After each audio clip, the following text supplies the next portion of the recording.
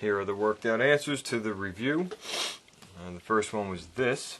Subtraction. We already have a common denominator, so this can't be that bad. The only thing that you have to remember to do is to distribute the negative to both pieces. It might be a good idea to put parentheses around anything on top whenever you do a subtraction, so as to kind of remind you to distribute the negative to both pieces. But when you do that, you'll have the same denominator on the other side, and combine the like terms on top. X minus 3x will give you minus 2x, and the 4 minus the negative 8 will be the 4 plus 8, so that'll be plus 12. And that's it. You could factor out a 2 from the top or a negative 2, but otherwise there's nothing to nothing is going to cancel. There are no common factors top and bottom, so that's the answer. The second one, all you got to do is factor everything as much as possible and then see if you can do any cancellations before you go to carry it out. So let's see, t squared minus t minus 6, that'll equal, that factors into t minus 3 times t plus 2, and on the bottom we'll have, that's a t plus 3, t plus 3, t plus 3. I could write squared, but I want to write it out, t plus 3. And that's being multiplied by, there's a t plus 3 on top. And on the bottom, this will factor into t plus 2, t minus 2. So that'll leave us with t plus 2, t minus 2. And then we just have to cancel everything before multiplying through. So when we go through with this, you'll have a string of 3 things on top, a string of 4 things on the bottom. What can we cancel? You can cancel out the t plus 2 will go. Alright, that'll go with him. One of the t plus 3's will cancel. That'll cancel with, say, that one. And aside from that, everything else is going to survive. This will stay on top. So that'll leave us with a total of t minus 3 on top. And on the bottom, you'll have a t plus 3 multiplied by t minus 2. And that's it. Alright, we got this one here. Got to perform this subtraction. It looks like the denominators are common, but there's not. They're actually opposite in sign, right? X minus 5 and 5 minus x. So what I'm going to do is I'm going to take this and just kind of play around with this a little bit first. If I factor a negative out of the bottom, that'll turn this into, what will that leave? I'll have an x plus 5 on top divided by minus the quantity x minus 5. When you do this, you might just want to do a quick check to make sure that it works out. If you redistribute the negative back in, you'll get a negative x plus 5, which is this. So factored it correctly. And what I'm going to do is it's going to be 2x over x minus 5 minus this. Now I'm going to take this minus sign. I'm free to put it wherever I want. I can apply it to the entire bottom, or I could put parentheses around this and apply it to the entire top. Or I could just kind of stick it out front here, and that's what I'm going to do. I'm going to stick it out front, so it's going to turn the subtraction problem into an addition problem. It's going to be this minus this whole thing. So minus negative is plus positive, so it'll be plus this. And let me just rewrite it down here. That'll be 2x over x minus 5. And what used to be minus this negative quantity will actually be plus x plus 5 over x minus 5. Now basically all that I did was reverse the sign of this and apply the negative out front. And since I'm subtracting it, I'm going to flip the signs. So that's going to give since we have the common denominator, we can just combine like terms on top. X minus 5 on the bottom. 2x plus x is 3x. And there's nothing to combine with the 5, so plus 5 is just plus 5. Check to see if there are any common factors. Nothing's common to the top and bottom. Can't cancel the 5s. Don't cancel the x's. They're not factors, so you leave this just as is. Next we have, alright, it's a division problem. Again, as with the multiplication, all that you have to do is factor everything and then see what's going to cancel. Now, because it's a division, I know to divide by a fraction is to multiply by its reciprocal. So I'm going to turn this into a multiplication problem. The x squared minus 36, so this whole thing will equal, if I factor this, that'll be x plus 6, x minus 6. Right, all over just an x. And when I invert this, I'm going to factor it and invert it in one step. Multiplied by, this will be an x times x plus 1. But since I'm dividing, I'm going to throw it on top, so it'll be x plus 1. And this will factor, and I can pull an x squared out of this, so that'll give me an x squared. And what's left inside will be an x minus 6. So after that's all written out, it turns into just a standard multiplication problem like we did 2 problems ago. And so before actually doing it out, we should cancel everything that we can. We can get rid of an x minus 6. That'll go on top. We can cancel out this x with this x. And aside from that, there are no more common factors. So the surviving terms will be x plus 6, x plus 1. Nothing on the top to cancel with the x squared. So the final result is just going to be x plus 6 times the quantity x plus 1 over x squared. That's it. You could multiply it out if you want. Some people like to do that. In that case, it would be x squared plus 7x plus 6. But if you do this, don't forget to not cancel the x squared. The right x squared is not a factor of the top. Only these two things are factors. So that's going to be the end of that. I would leave the answer like this, though. Alright, next one here. Everything is on one line, so that's good news. All we have to do is distribute everything and collect like terms and see what comes of it. So, do the distribution. You'll have x times 2. You'll have 2x minus x squared minus 2 plus x equals 2 minus 4x and then plus 8. So collect all the like terms. There's only one squared term. Now, I like to have my squared terms with a positive sign attached. So what I'm going to do is I'm going to take everything, I'm going to combine everything on this side and then move the whole thing over to the other side.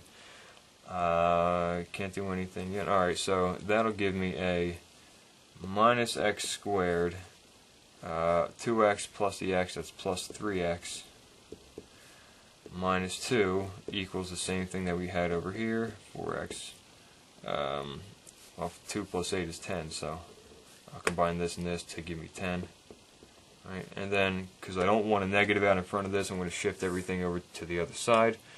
So I'll continue with that. And on the other side, once I pull that over, that'll be x squared. We have a minus 4x, that'll be minus another 3x, so minus 7x. And we got minus 2. If I add 2 to both sides, that'll give me a 12. So plus 12 equals 0, just so you're not confused. Remember, I pulled everything over here to the other side, which gave me a 0 over here, which I'm just choosing to write on the other side like that. And what do we got now? Does this factor? Let's see. Numbers have to add to 7 and multiply out to 12. We got 6 and 2. 4 and 3 are going to do it. So it'll be x minus 4. Factors in x minus 4. X minus 3 equals 0. If the product of two numbers is 0, then at least one of them must be 0. So either x minus 4 has to be 0 or x minus 3 has to be 0. And if that's the case, then that gives us x equals 4 or x equals 3. That's that. Next one up is very similar. It's all on one line, so that's good news. I'm going to leave this as it is and pull this over to the other side. Just subtract an x. So that'll give me 2x squared minus 10x equals 0. Whenever you have these problems where everything is written out on one line and there are no fractions, no big fractions over the entire thing like this or this, what you're going to want to do is multiply everything out, collect like terms, and then get a 0 on one side. Just pull everything on the one side, and then try to factor it. Or maybe you could do the quadratic formula or something like that. But you don't have to do the quadratic formula with something like this. It's only got two terms, so it's going to factor pretty nicely. You can pull out the greatest common factor, which is 2x. So if I pull out a 2x, what's left on the inside is x minus 5 equals 0. And then it turns out to be just like this thing. All right, we have the product of two things is 0. So we have the product of two things is 0. So from this we gather either this is 0 or this is 0. So either 2x equals 0 or x minus 5 equals 0. Which leads us to the solutions. If you divide out 2, that'll give you x is 0.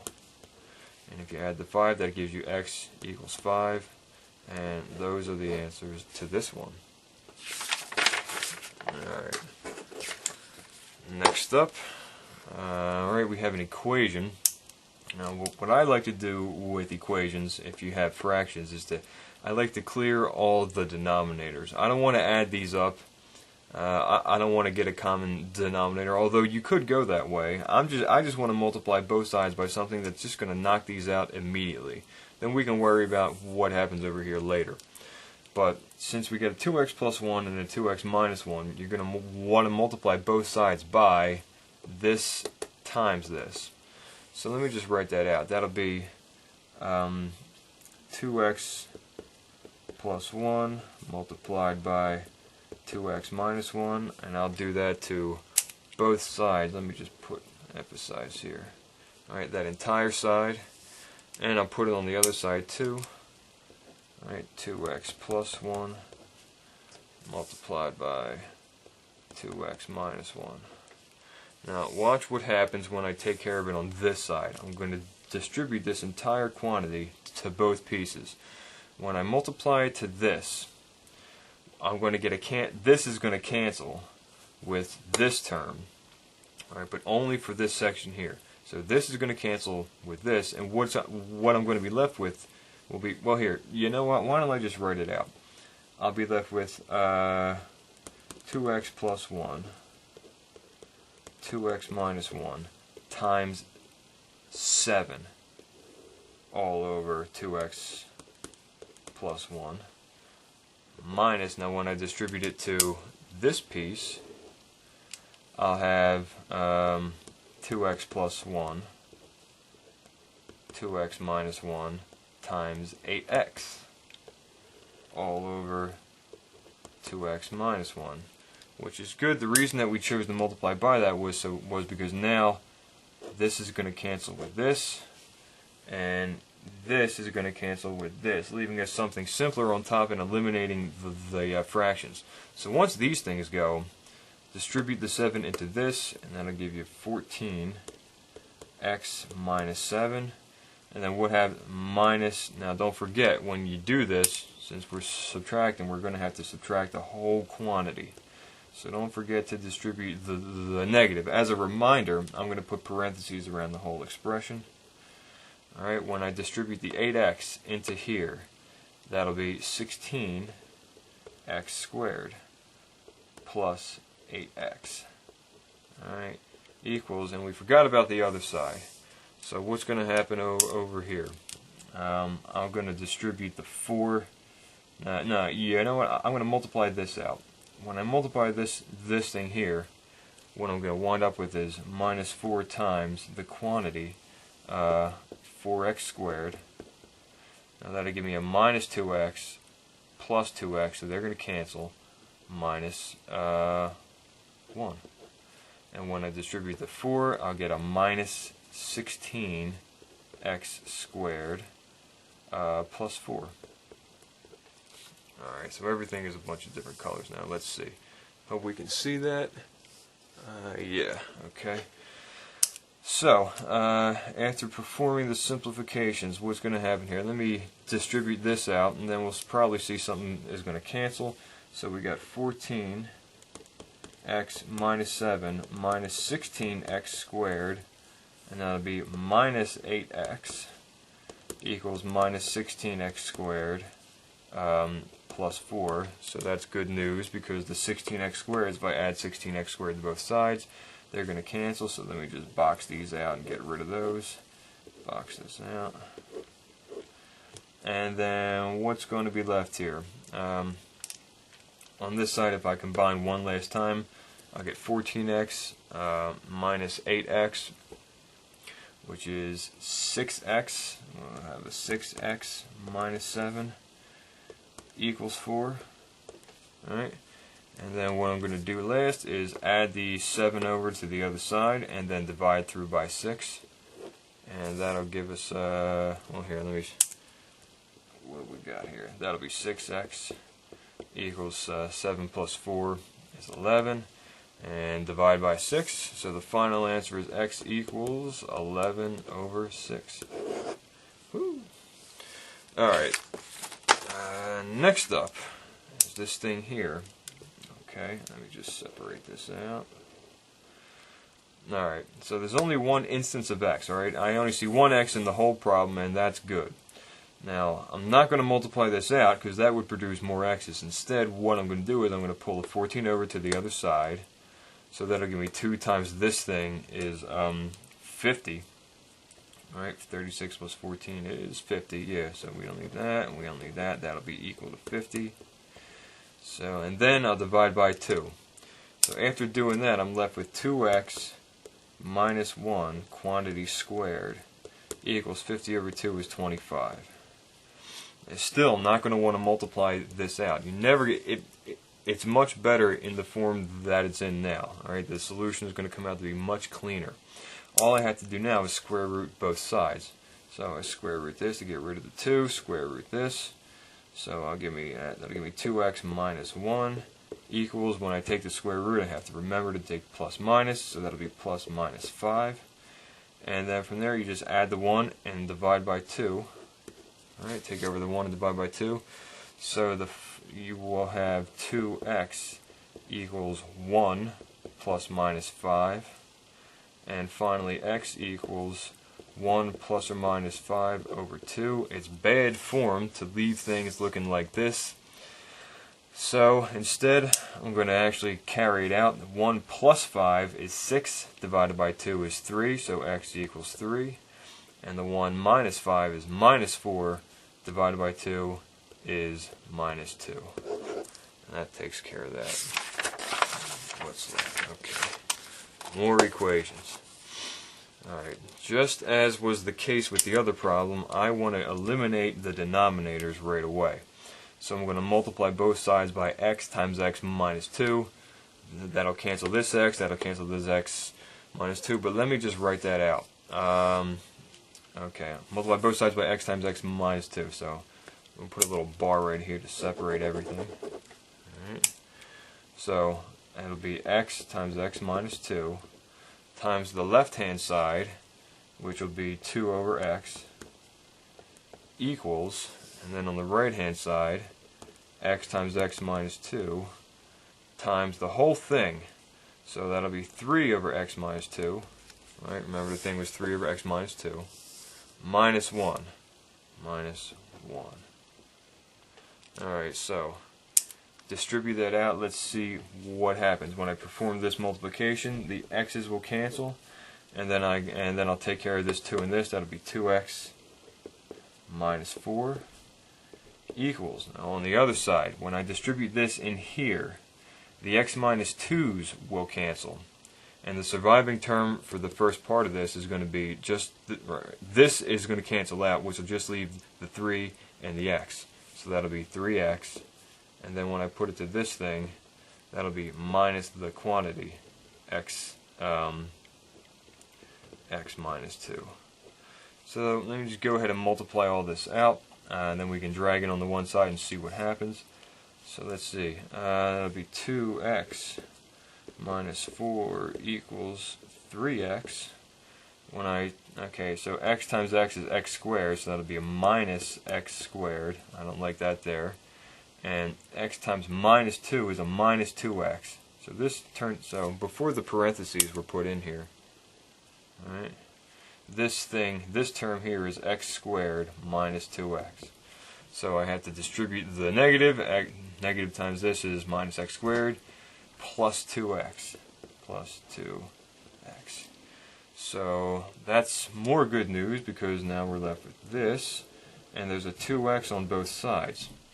So I can subtract 2x from both sides. That'll knock that out, and that'll knock this out.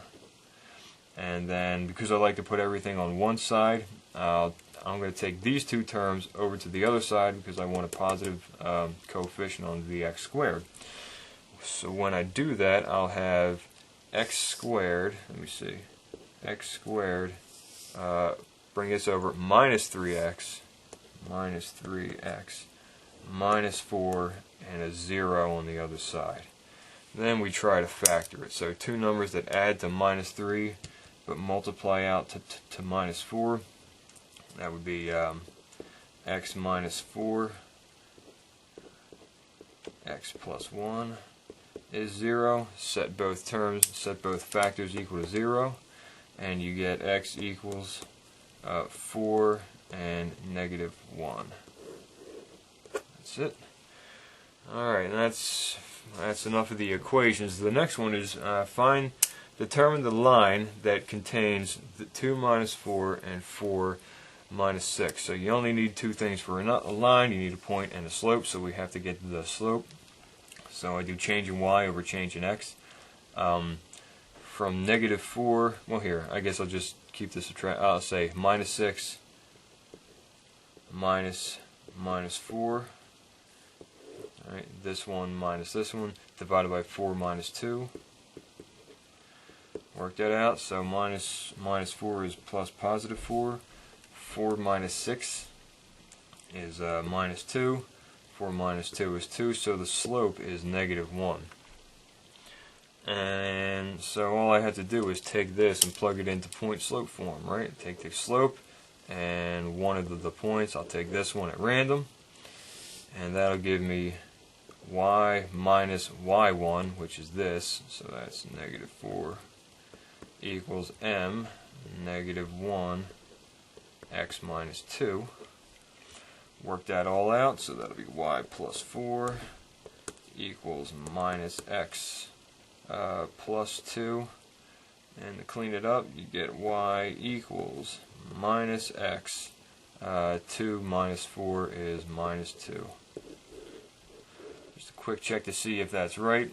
This says y equals, you take the opposite sign of x and subtract 2 from it. So if you take the opposite of 4, you get negative 4. Minus 2 is minus 6, so that's a check. The opposite of 2 is negative 2. Minus 2 is minus 4, so that's a check 2, so that one works. And that's it. Part B of that one says, find the equation of a line perpendicular to this that contains the point negative 2, negative 4. So we want so let me just come over here. Y equals minus x minus 2. Now the line that's perpendicular to this has to have a slope of the opposite reciprocal. So the opposite reciprocal of negative 1 is 1. So all that we have to do is come up with a new line that has this as its slope and contains that point. So at this point we can jump right to point slope form. All we need to do is y minus negative 4 equals m, so 1, x minus 2, and just clean that up. Let me just come up here a bit. Y plus 4 equals, that'll be x minus negative is plus 2, and so y equals x minus 2.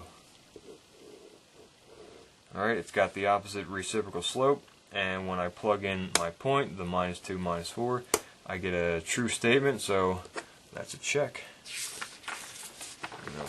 Okay. Number 11 says, find the equation of a line that is parallel to the line that goes through these 2 points. Well, if I want a parallel line, I'm going to find the slope. Alright, parallel lines have the same slope, so I'm going to do change in y divided by change in x. So 5 minus, I'll get the slope will be 5 minus minus 1 divided by 2 minus 2. 2 minus 2, which gives me 6 over 0. And what's going on? When you get a slope that's undefined, take a look at what you're looking at here. Alright? Line is parallel to the line that goes through the... Oh, alright. Since the x-coordinates are the same for the 2 points, what that means is, if I just sketch this out real quick, we have 2, 5, so that's 1, 2. That's 2 comma 5 is here. 2 comma minus 1 is here. So that means that the points lie on a vertical line. So I'm reading the question. It says find the equation of a line that is parallel to the line that goes through the points 2, 5. And I'm not really sure of what it's asking exactly, but all that you really need to understand is that what you're looking at when you're given these 2 points is a vertical line. You just have to know that it makes a vertical line. If the question is referring to the problems to any of the problems that we just did, if it's going to be parallel to this and has to contain, for instance, this, the equation of the line would simply be x equals minus 2. Right? This describes the set of all points such that the x coordinate is minus 2, and that's everything on here. Alright, vertical lines always look like x equals something. So that's all there is with that, not really a whole lot more to it. We can move on to the next one. It says to sketch the graph of this line and determine the x-intercept, y-intercept, domain, and range. So, alright, I'll go right for the intercepts. Let me just roughly do this up here. So I draw out my axis here. Since it's a straight line, it can't be that tough. I'll just go for the intercepts first. If I want to get the y-intercept, I know that all points on this line here have an x-coordinate of 0. So I plug in 0 for x, which will knock that out, and then you can see that from the remaining equation, y has to equal 3. So that means that the point 0, 3 is on our line, so I'll just draw it out 1, 2, 3 and just put a dot right there. There's the y-intercept. And I'll do the same thing for the x, right? If I want to know where the thing intersects the x-axis, I'm going to set y equal to 0. And if I do that, right, the remaining equation, 3x plus 12 is 0. That means x has to be, if I bring over the 12 and divide by 3, x is negative 4. So that also means that negative 4 comma 0 is on the line. So I go 1, 2, 3, 4. So I just put those 2 points there, because all I want to do is sketch it. That's all it really asks for.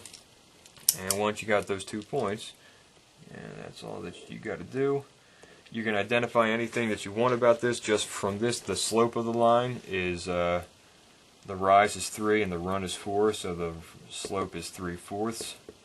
The equation of the line, since the y-intercept is 3, it'll be y equals 3/4 x plus 3 if you rearranged it. But the domain and the range is both all real numbers, right? You can make x any number that you want, and there will always be a corresponding y. The curve goes up forever, and it goes down forever. So the domain is all real numbers. Similarly for the range, you can make y any number that you want, and there will always be an x that will come in and satisfy this equation with it. So the x-intercept is minus 4, the y-intercept is 3, the domain and range are both, in this case, all real numbers. Alright, the word problems.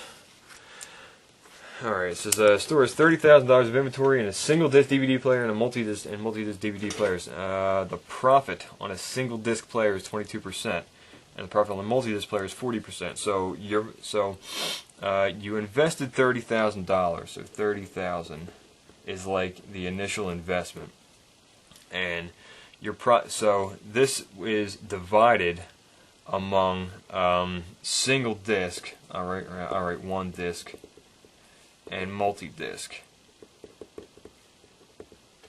Single disc and multi-disc.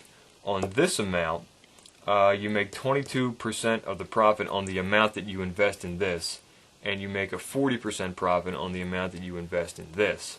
In total, it says that the profit for the entire stock is 35%. So this is a game that you're playing with profits here.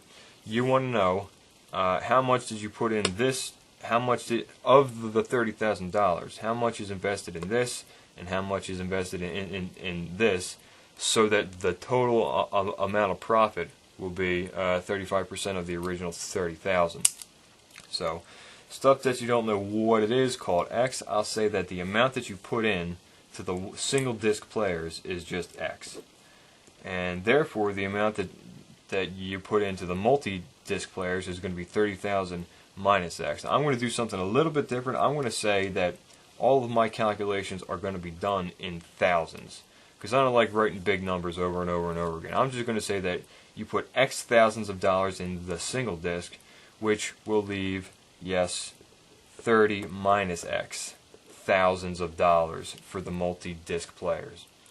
And then if you look back at the profit sentence of the equation, it says that you make 22% profit on this amount and 40% profit on this amount. So that'll be profit for a 22% profit. That's going to be 0.22x. All right, that's the profit from the first one, plus 0.4 times 30 minus x. All right, that's going to equal. It says the profit for the entire stock is 35%. So 35. So that's going to be 0.35 multiplied by the original 30,000. But since we're doing everything in thousands, that's just going to be 30. So here's the equation that you have. All you got to do is just solve it for x. You just work everything out here. I'm going to multiply. I don't like these decimals, so I'm going to multiply everything by 10, and that'll give me 22x plus this will turn into a 40. All right, 40 times 30 minus x equals 35 times 30. When you work all that out, let's see, 22x plus 40 times 30 is 1200 minus 40x equals 35 times 30 is 1050. So combine like terms here. 22x minus 40x is negative 18x. And the 1050 minus the 1200 is minus 150. So all you got to do is divide through by 18. And when you do that, you get x equals 8.333. And if x is 8.333, then 30 minus 8.333 is 21.666. So these are in thousands of dollars. So what this says is that the amount of money that you invested in the single disc players was $8,333, and the amount of money that you invested in the multi-disc players is $21,666. And that's all it asks for. Remember, these are in thousands, so that's all it asks for. Those are the two specific amounts. Let me just divide this up here. All right, the next one. Cost a company $58 to produce 6 units of a product and $78 to produce 10 units. Determine the linear function that models this situation. Okay, so what's going on here is that there's like an upfront cost for manufacturing the product, whatever the product is, and each product costs the same amount. So 6 units is $58. So those are kind of like points on a line. 6 units corresponds to $58, and 10 units corresponds to $78. Now, because it said it was linear, we can treat this just like it's a regular line problem. All right. What we want is the function that relates the number of units to the total cost of manufacturing. So again, just treat it as though it's a regular line problem, which means go for the slope and get the y-intercept. So let's see. I'll get the slope. That'll be 78 minus 58, which is 20. That's in dollars. And 10 minus 6 is 4. So that's $20 divided by 4 units. So that means it's $5 per unit. Alright, so it costs you $5 per unit. Now, I want to put this, so this is like the slope, right? That's the cost per unit. So I want to put this in the point slope form, so I will take one of our points here and just throw it in. We'll have y, which is the cost, minus 58 equals, the slope is 5x minus 6, or u minus 6, or whatever. So let's work this out. You get y equals 5x minus 30 plus 58. So y equals 5x plus 28. So what this says is that the cost per unit is $5, right? $5 times the number of units plus a fixed cost of $28. So you can see that if x equals 6, right? 6 units. 6 times 5 is 30, plus 28 gives you 58. And 5 times 10 is 50, right? 5 times 10 is 50, plus 28 gives you 78. So this is the correct equation. It says use the function to determine the cost of 25 units. So all that we have to do is make x equal to 25. So that'll be the cost will be y equals 5 times 25 plus 28. And 5 times 25 is 125 plus 28, and the total cost comes to $153. Alright, the graph one. Get rid of that. The graph one says, alright, they showed the graph. It looks something like this, and it asks for a whole bunch of information. So let's see if we can knock this out. It says, what is the y-intercept? The y-intercept is, all you have to do is look. Right, 1, 2, 3, 4. -5 is the y-intercept. What is or are the x-intercepts? The x-intercepts appear to be at 1, 2, 3, 4, 5, and -2.5 are the x-intercepts. Is the graph a function? Yes. Y is a function of x because it passes the vertical line test. Each input, say here, goes to exactly one output, no matter what. So it is a function. Where is it increasing? It's increasing from 0 to infinity. To put an answer for that, where is it increasing? I would say 0, infinity. To write it in interval notation. Where is it decreasing? So this is increasing. It would be decreasing from minus infinity up to 0. That's decreasing. What is f of 3? So when I plug in 3, 1, 2, 3, f of 3 is -2, is f of 3. What is f of minus 3? So -1, -2, -3, f of that is 1. Right? F of -3 is 1. For what values of x is f of x equal to 3? Okay, so 3 is up here. All you got to do is look on the graph about how this goes. So for what values of x, they want the corresponding values of x. So that would be this x value here. You just got to ballpark it, right? Maybe it looks like it's about 3.8. And the other one, the slope, right, intersects there. And the slope of this line is 1, so it goes, now what's this? 1, 2, 3, 4, 5. So 6 goes up 1, 7 goes up 2, 8 goes up 3. It appears to be 8. So I would say about -3.8, and 8 would be the answer for where does f of x equal 3. What is the domain of the function? The domain is all real numbers, right? You can plug anything in. It's rising in both directions. It's defined everywhere. It's a nice function. What is the range of the function? The range of the function is the set of the outputs. And as you can see, since it goes up in both directions, but it kind of stops down here, the range is y is either greater than or equal to, what's that, 1, 2, 3, 4, -5. If you wanted to write that in interval notation, the range could be written as -5 with a bracket including all the way up to infinity. Alright, last page. F of x is this. They want f of -3. All you have to do is substitute in -3 for the x's. So -3 squared is 9. minus negative 3 is 12, minus 6 is 6. Plug in 4. 4 squared is 16, minus 4 is 12, minus 6 is 6 again. Solve the equation. F of x is negative 4. So all you have to do is set this equal to negative 4.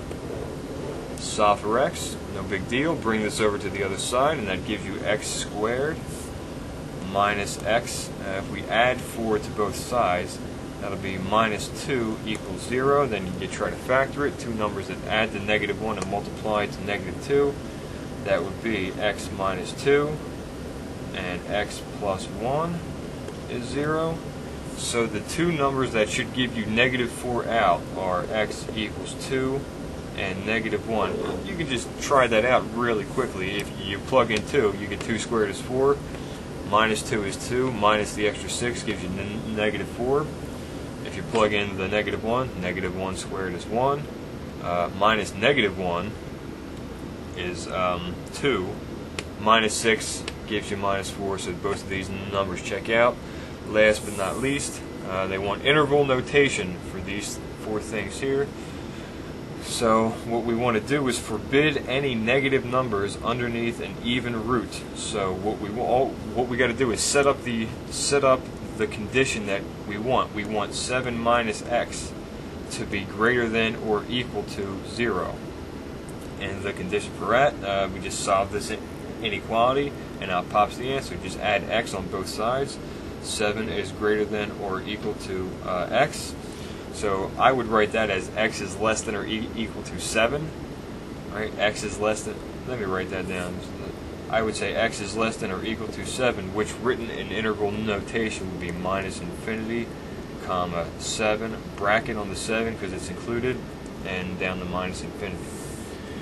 This one here, we want to forbid negatives under the radical just like we did in the other one. So set up the condition that you want. I'm going to write it up here though.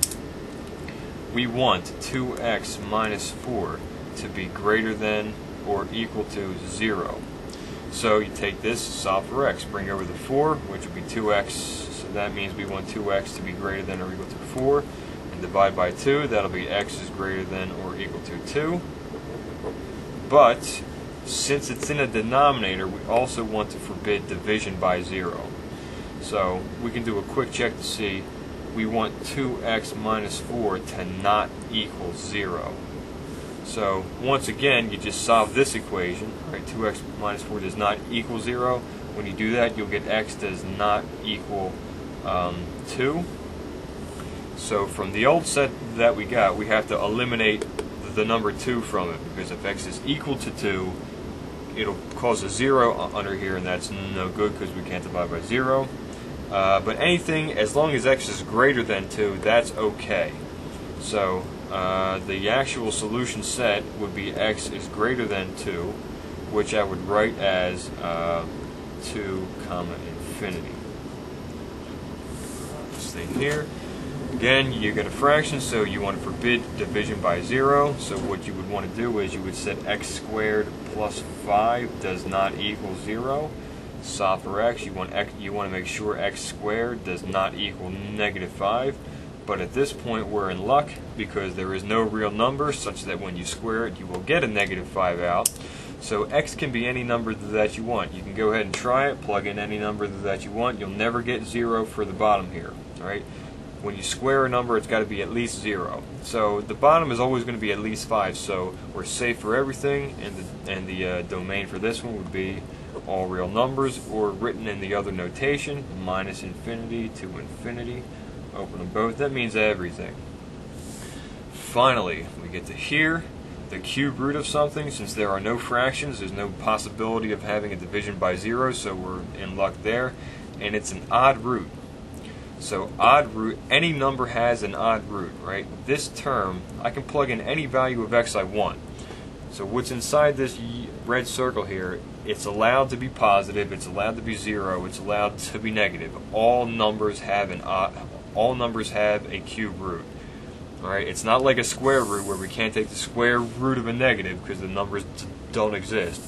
Every number has an odd root. So therefore anything is okay to be substituted in for x. So we could just write all real numbers, or using the interval notation, minus infinity to infinity.